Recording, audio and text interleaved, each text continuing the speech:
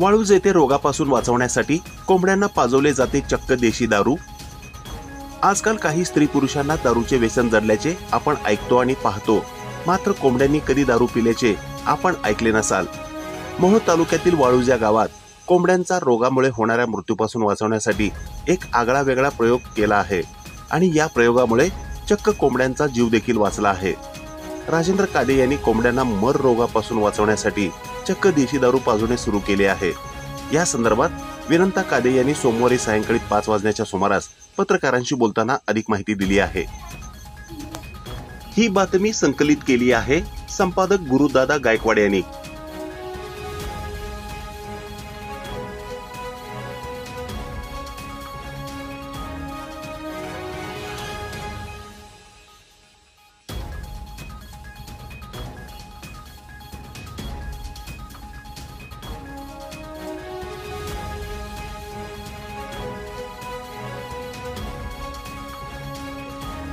नाव काय आणि कोंबड्याच्या व्यवसायाकडे कसं काय बघा?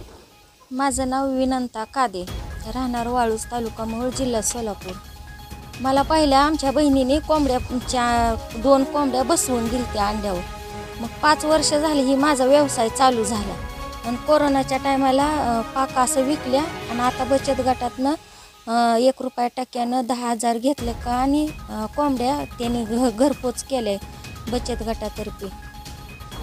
ही कोंबड्याला दारू पाजली जाते तर बचत गटवाले साहेब असतात त्यांनी काय तर औषध वगैरे पण दारूकडे कसं काय बघा? ती काय असं जास्त वयस्कर व्यक्ती म्हणली, पहिली जुनी पिढी म्हणायची की दारू ओतली की कोंबड्याचा आजार रोग बरा होतोय, आताची काय डॉक्टरला माहीत नाही, आमचं ही बघा म्हणून आम्ही दारूचा प्रयोग करून बघितला आणि कोंबड्या पण चांगल्या साथ द्यायला लागले। म्हणजे असं माना ती टाकायच्या मारायच्या, पण दारू ओतल्यापासून 2-2, 3-3 टोपणं ओतली की मग काय होत नव्हतं। त्याच्यात मोशी कोंबडा पण दिसतो तर त्याची काय किंमत आहे? की ह्याचं पहिलं कोंबडं जोडीदार होतं ना, ते 1000ला विकलं, काय 700ला विकलं, जसं गिराईक येईल तसं विकलं।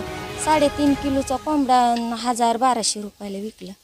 बचत गटातून आपण कर्ज घेतलं तर किती दिवस झाला आणि किती हप्ते भेटले? 4 हप्ते भेटले। तर जर 15 तारखेला 1000चा हप्ता आणि त्याचं व्याज भरायचं।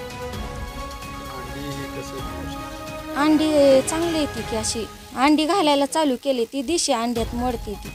ही कावेरी जात आहे कोंबड्याची।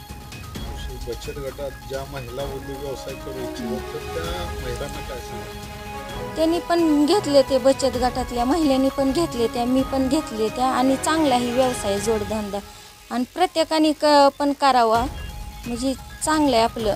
आणि अंड्याचा पैसा पण भरपूर होतोय। दुकानात तसली अंडी भेटते ती 7ला, ही आपली जाते ती 10ला आणि मिळत नाही ती, घरी विचारते ती, फोन करते ती अंडी आहे ती का, मग ते आपले सासवून ठेवायचे आणि 8 दिवसाला घेऊन जाते ते महिला, अगर पुरुष घेऊन जाते ती। आणि परगावून सध्या मागणी असते अंड्याला, सध्या बहिरेवाडी भागायवाडीची सध्या येते ती।